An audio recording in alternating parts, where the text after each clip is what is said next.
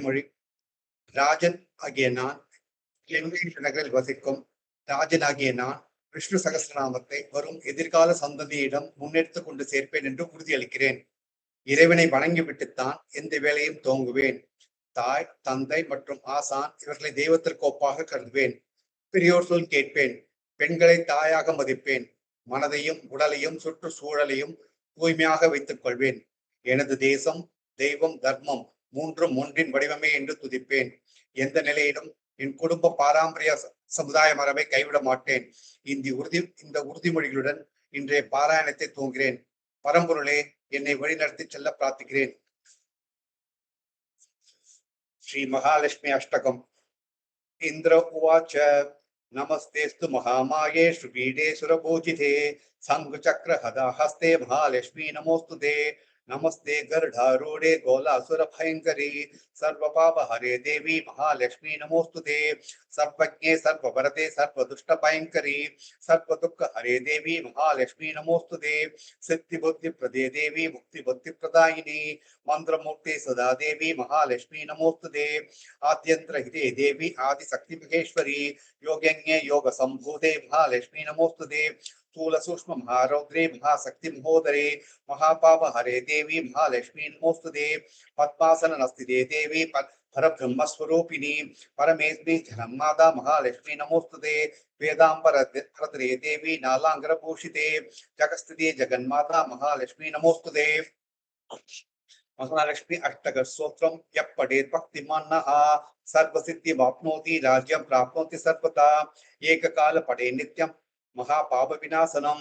द्विकालम ये पढ़े नित्यम धनधान्य समन्वितः. त्रिकालम ये पढ़े नित्यम महाशत्रु विनाशनम. महालक्ष्मी भवे नित्यम प्रसन्ना वरदा शुभा. श्री महालक्ष्मी इति श्री महालक्ष्मी अष्टकं संपूर्णम्. श्री परमात्मने नमः. श्री विष्णु सहस्रनाम स्तोत्रम्. शुक्लांबरधरं विष्णुं शशिवर्णं चतुर्भुजं प्रसन्नवदनं ध्यायेत् सर्वविघ्नोपशान्तये. नारायणं नमस्कृत्य नरं चैव नरोत्तमं देवीं सरस्वतीं व्यासं ततो जयमुदीरयेत्. व्यासं वसिष्ठनप्तारं शक्ते पौत्रमकल्मषं पराशरात्मजं वन्दे सुखतातं तपोनिधिं. व्यासाय विष्णुरूपाय व्यासरूपाय विष्णवे नमो वै ब्रह्मनिधये वासिष्ठाय नमो नमः. अविकाराय शुद्धाय नित्याय परमात्मने सदैकरूपरूपाय विष्णवे सर्वजिष्णवे यस्य स्मरणमात्रेण जन्म संसारबन्धनात् विमुच्यते. नमस्तस्मै विष्णवे प्रभविष्णवे. ओम नमो विष्णवे प्रभविष्णवे. श्रीवैशम्पायन उवाच श्रुत्वा धर्मानशेषेण पावनानि च सर्वशः युधिष्ठिरस्यान्तनवं पुनरेवाप्यभाषत. युधिष्ठिर उवाच किमेकं दैवतं लोके किं वाप्येकं परायणं स्तुवन्दक्कं कमच्छन्दः प्राप्नुयन्मानवाशुभं.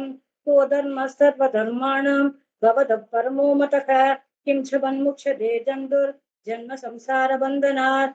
श्रीभीष्म उवाच जगत्प्रभुं देवदेव मनन्तं पुरुषोत्तमं स्तुवन्नाम सहस्रेण पुरुषस्तदतोत्थितः. तमेव चार्चयन् नित्यं भक्त्या पुरुषमव्ययं ध्यायन् स्तुवन्नमस्यंश्च यजमानस्तमेव च.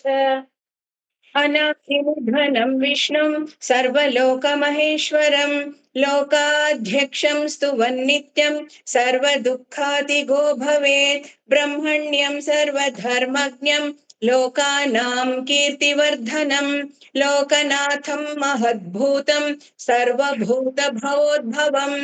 एष मे सर्वधर्माणां धर्मोऽधिकतमो मतः यद्भक्त्या पुण्डरीकाक्षं स्तवैरर्चेन्नरः सदा.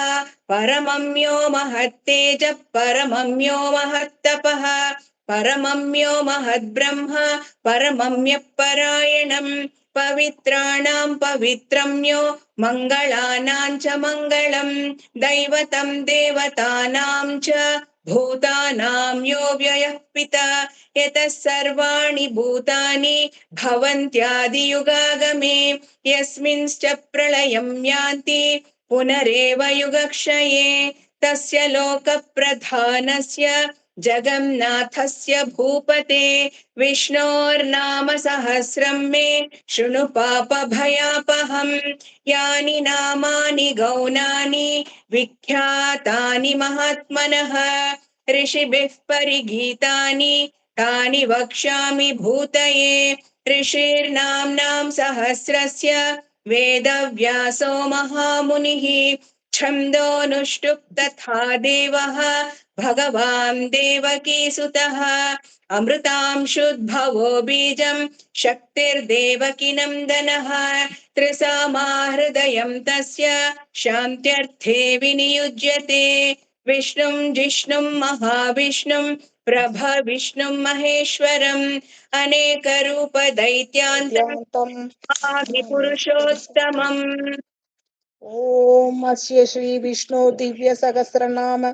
स्तोत्र महामन्त्रस्य श्री वेदव्यासो भगवान् ऋषिः अनुष्टुप् छन्दः श्री महाविष्णु परमात्मा श्रीमन्नारायणो देवता अमृतांशोद्भवो भानुरिति बीजं देवकी नन्दनश्रेष्ठेति शक्तिः उद्भवक्षोभनो देव इति परमो मन्त्रः सङ्गपृन्नन्दकी चक्रीति कीलकम् साङ्गधन्वा कदातर इत्यस्त्रम् रताङ्गपाणिरक्षोपि इति नेत्रम् त्रिसामासामगसामेति कवचम् आनन्दं परब्रह्मेति योनिः ऋतुसुदर्शनकाल इति दिक्पन्तः श्री विश्वरूप इति ध्यानम् श्री महाविष्णुप्रीत्यर्थे सहस्रनाम चले विनियोगः ध्यानम् क्षीरोदन्वत् प्रदेशे शुचिमणिविलसैकतेर्मौक्तिकानाम् मालां क्लिप्ता सनस्तस्फटिकमणि निभैर्मौक्तिकैर्मण्डिताङ्कः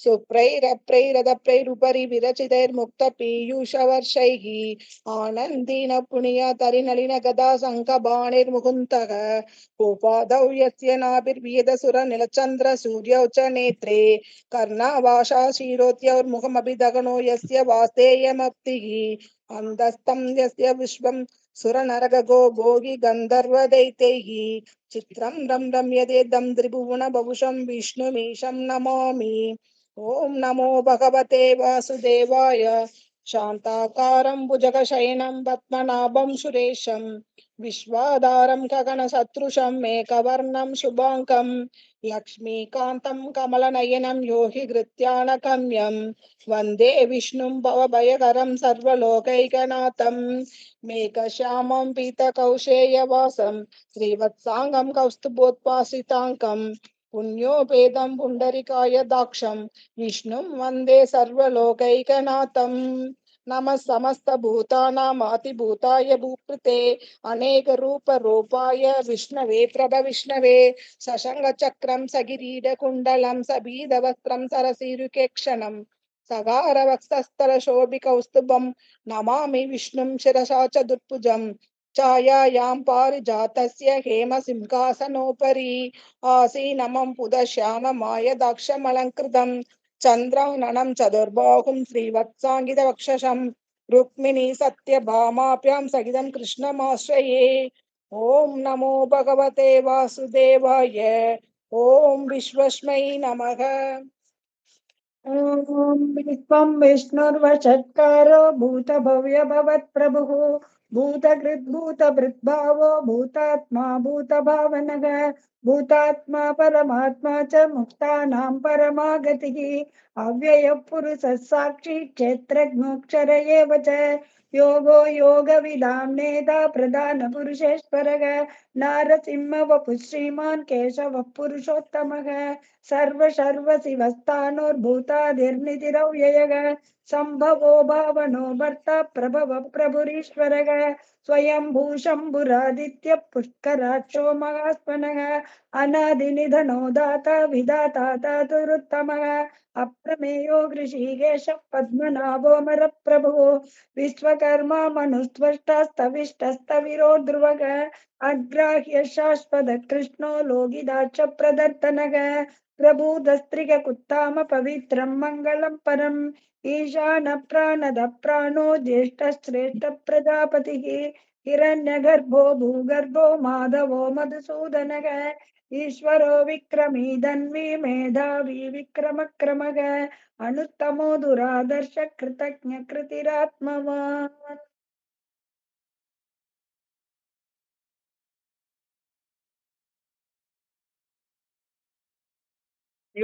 भगिनी।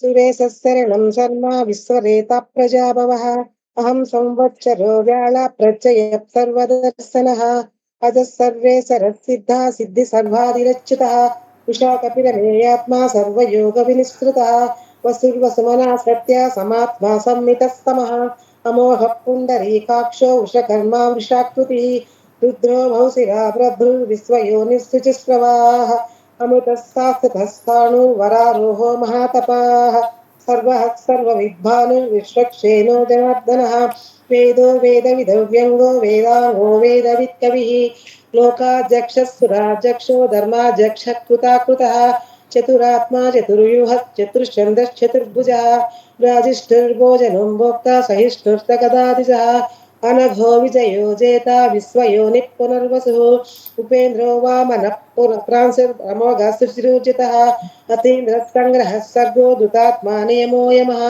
वेद्यो वैद्यः सदा योगी वीरः माधवो मधुः अतीन्द्रियो महामायो महोत्साहो महाबलः महाबुद्धिर्महावीर्यो महाशक्तिर्महाद्युतिः अनिर्देश्य वपुः श्रीमान् अमेयात्मा महादृदृक् महेश्वासो महीभर्ता श्रीनिवासः सताङ्गतिः अनिरुद्धः सुरानन्दो गोविन्दो गोविदाम्पतिः मरीचीर्दमनोहंसः सुवर्णो भुजगोत्तमः हिरण्यनाभसुतपाः पद्मनाभः प्रजापतिः अमृत्युः सर्वदृक्सिंहः सन्दाता सन्धिमान् स्थिरः अजो दुर्मरणः शास्ता विश्रुतात्मा सुरारिः गुरुर्गुरुतमो धाम सत्यः सत्यपराक्रमः निमिषो निमिषश्रग्वी वाचस्पतिरुदारधीः अग्रनीर्ग्रामणी श्रीमान् न्यायो नेता समीरणः सहस्रमूर्धा विश्वात्मा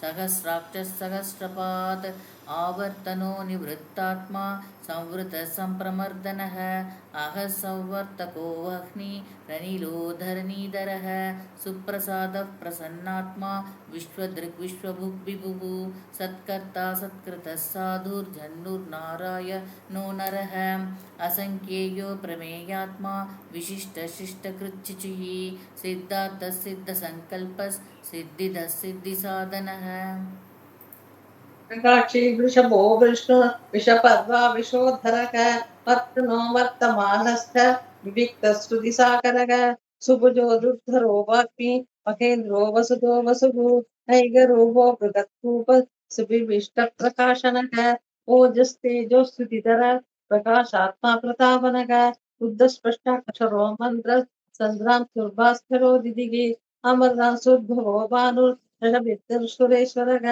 औषधं जगतस्तेस्तु सत्यधर्मपराक्रमः भूतभव्य पवननाथ पवनभावनो नलः कामः कामगृहान्त कामप्रदप्रभुः युगादियुगावर्तो नैकमायो मकाशनः अदृश्यो व्यक्तरूपश्च सकस्रजितनन्दतिः चित्रो विशिष्टशिष्टेश्च शिखण्डीस्तरुषो वृषः शोधः क्रोधगृहर्ता विषभाकुर्भकीधरः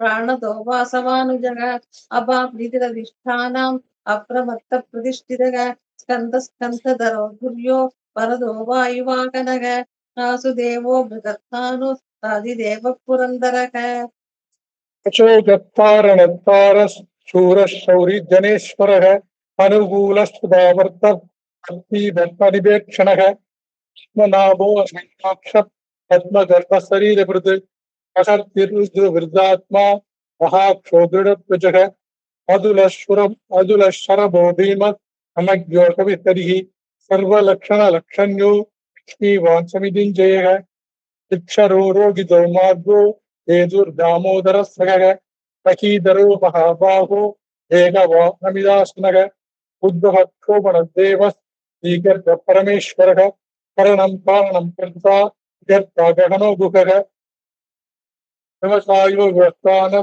संस्थानस्थानतो ध्रुवः परस्ति परमः क्रमस्पष्टपुष्टपुष्टसुभेक्षणः रामो विरामो विरदो मार्गो नेयो नयो नयः वीरशक्तिमदाप्तेषो धर्मो धर्मविदुत्तमः त्रैगुण्यपुरुषत्वामि ज्ञानदर्पणो बुधुः हिरण्यगर्भशत्रुनो व्याप्तो वायुरथो कृजः मृदुस्तुतस्तनत्पाल ओमेति परिगृहः उग्रः संवत्सरो दक्षो विश्रामो विश्वदक्षिणः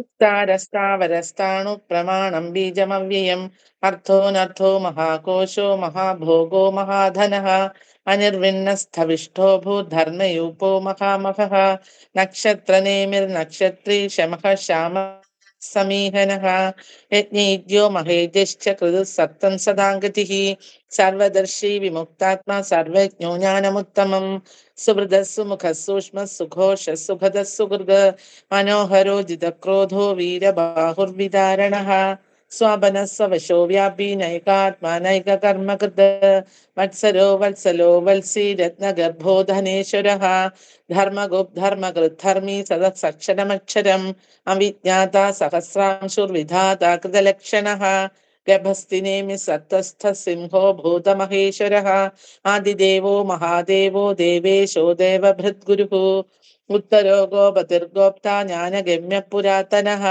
शरीरभूतभृद्भोक्ता कबीन्द्रो भूरि दक्षिणः सोमभौमृतपः सोमपुरि सत्तमः विनियोजयत् सत्यसन्धो दाशार्हः स्वत्वदाम्पतिः जीवो विनयिदो साक्षी मुकुन्दो मिद विक्रमक अम्बो निधिरनन्दात्मा महोदनिधि चयोन्तकः अजो महार्ह स्वाभाव्यो जिगामित्र प्रमोदनः आनन्दो नन्दनो नन्द सत्य धर्मा त्रिविक्रमः महर्षिस्तबिलाचार्य कृदञ्चो मेदिनीपतिः त्रिभस्त्रिदच्छाध्यक्षो महाशृङ्गकृदान्तकृत् महावराहो गोविन्द सुकेशण कनकाङ्गदिः गुह्यो गभीरो गहनो गुप्त चक्रकदातरः वेदास्वाङ्गो जिगत्कृष्णो दृढसङ्घर्षणोच्युतः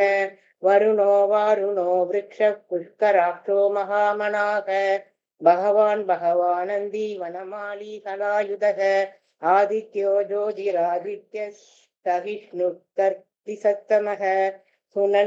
सुदन्वा कंड परशूर्दारुणोत्रविनप्रदः दिविस्पृक् सर्वदुव्यासो वाचस्पतिरयो निजः त्रिसामा साम निर्वाणं देशजं विशत् संन्यास सत्कृशस्म शान्तो निष्ठा शान्ति परायणं शुभाङ्गः शान्तिदसृष्टा कुमुदः कुवलेशयः कोहितो कोपदीर्घोक्ता वृषभाक्षो वृषप्रियः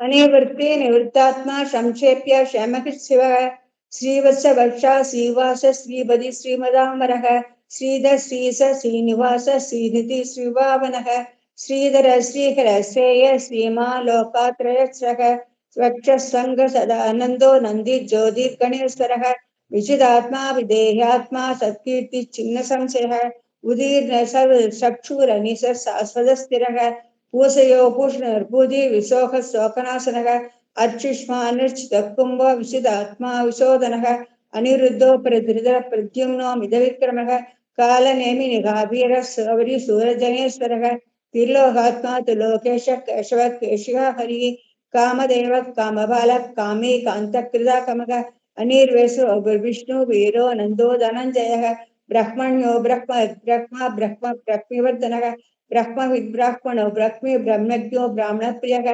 महाकर्मो महाकर्मा महातेजा महारहः महाकृतुर्महायज्ञो महायज्ञो महाहविः स्वप्रिय स्तोत्रं सुदुस्तोदारण प्रियः पूर्ण पूर्णित पुण्य पुण्य कीर्तिरनामयः मनोजवस्तीर्थकरो वसुरेदा वसुप्रदक वसुप्रदो वासुदेवो वसुमनागदिः सत्य सत्पूरी सत्परायणः शूरसेनो यदुश्रेष्ठ सन्निवास सुयामनः बुधा वासो वासुदेव सर्वासु निलयो नरः दर्पः दर्पदो दुर्तो दुर्धरो दापराजितः विश्वमूर्तिर्महामूर्तिर्दीप्तमूर्तिरमूर्तिमान् अनेकमूर्तिरव्यक्तः सदमूर्तिः सदाननकः एको नैकः समर्थः किं यत्तत्पदमनुत्तमं लोकबन्धुर्लोकनाथो माधवो भक्तवत्सलः सुवर्णवर्णो हेमाङ्गो वराङ्गचन्दनाङ्गदी वीरः विषमशून्यो कृदासि अतलस्थलः अमानीमानतो मान्यो लोकस्वामी त्रिलोककृते सुनीतामेत्र चौदन्यः सत्यमेधाधराधरः तेजो विशोधिधरः सर्वशस्त्र कृताम्बरः प्रग्रहो निग्रहो व्यग्रो नैष सिंहगदाग्रजः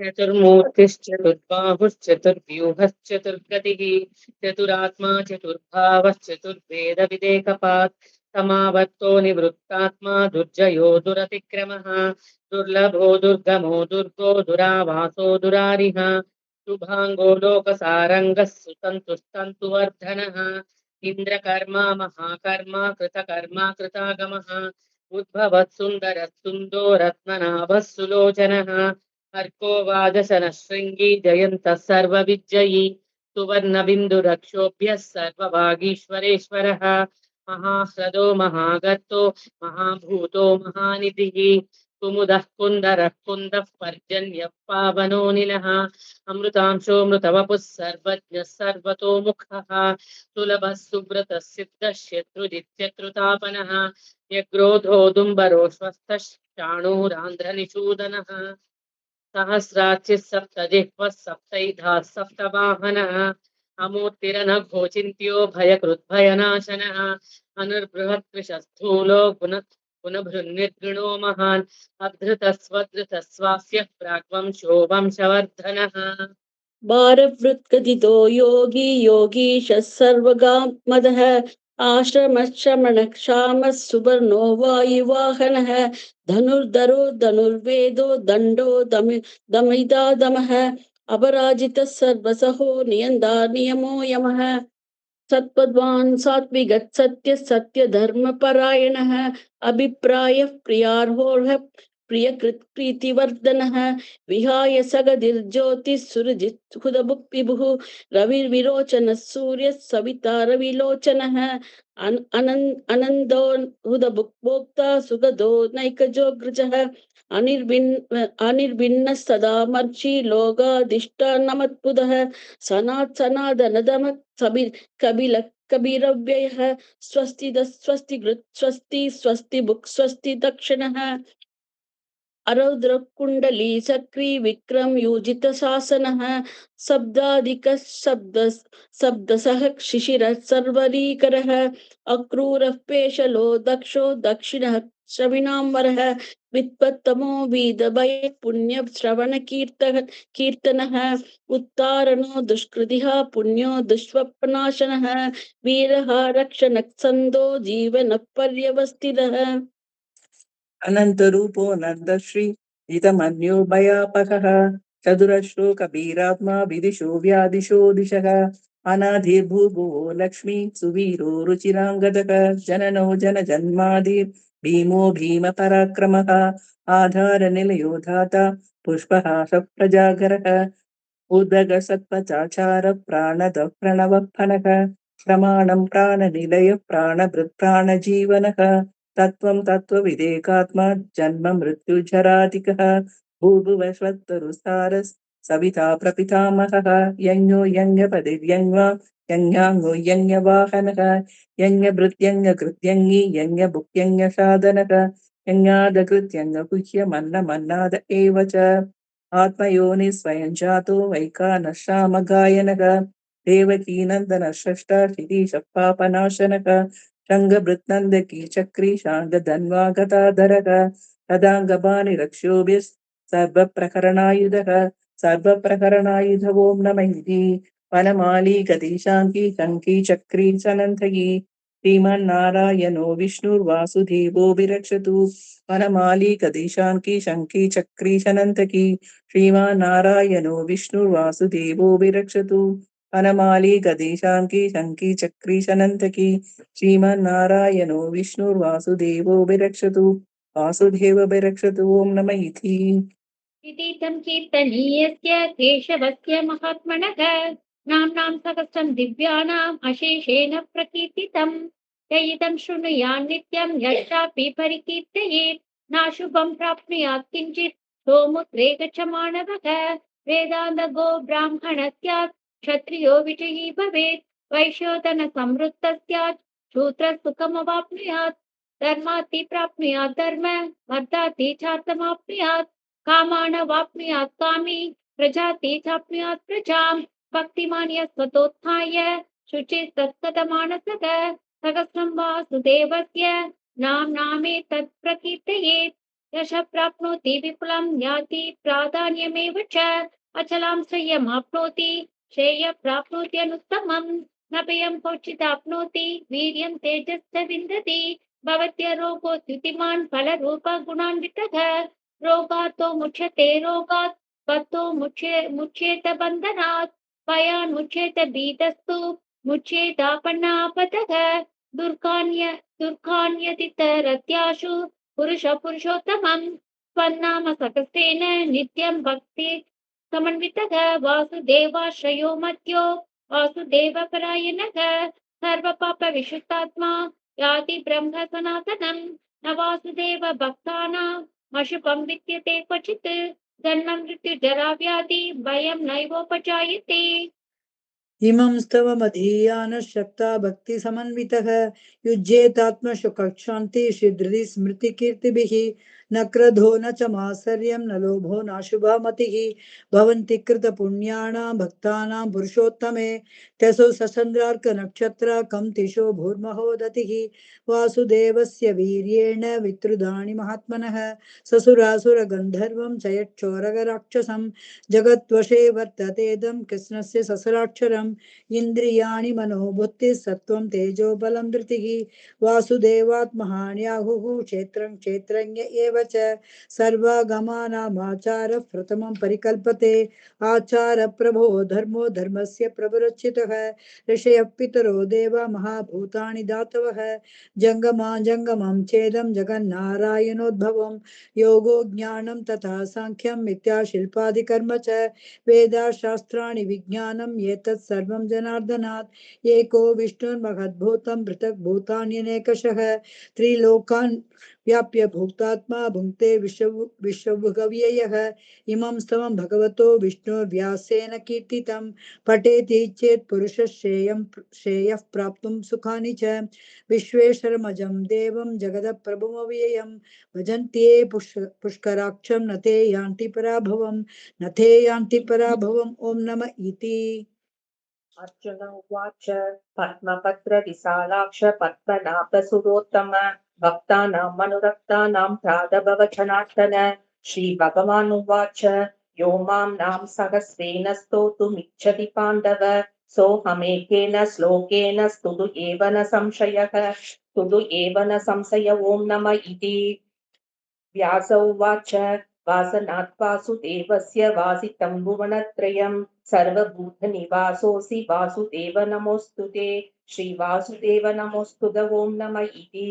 पार्वत्युवाच हेनाभायेन लघुना विष्णोर्नाम सहस्रकं पठिते नित्यं श्रोतुमिच्छाम्यहं प्रभो।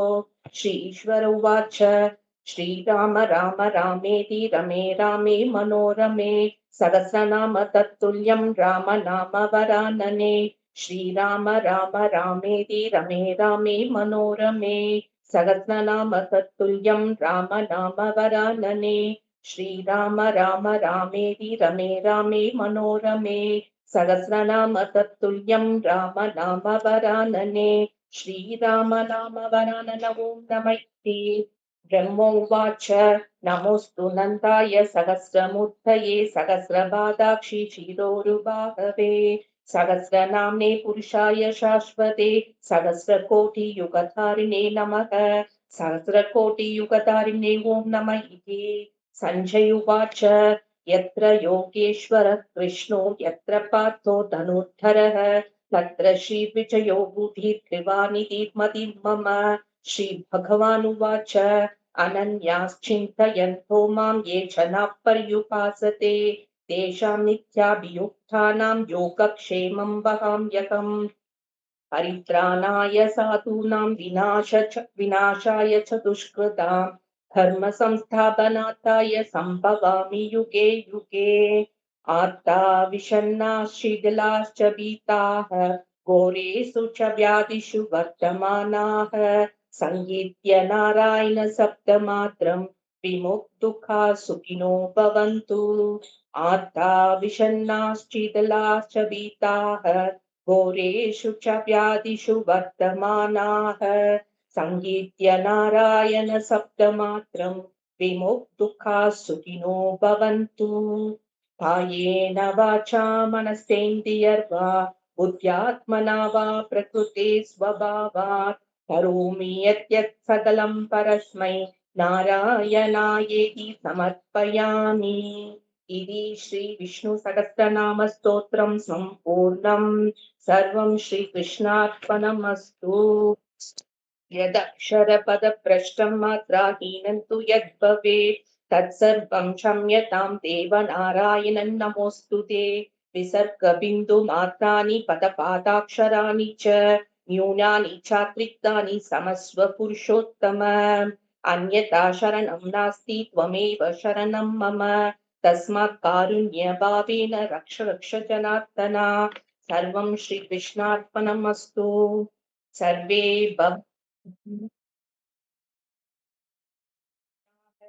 सर्वे भद्राणि पश्यन्तु मा कश्चित् दुःखभाग् भवेत्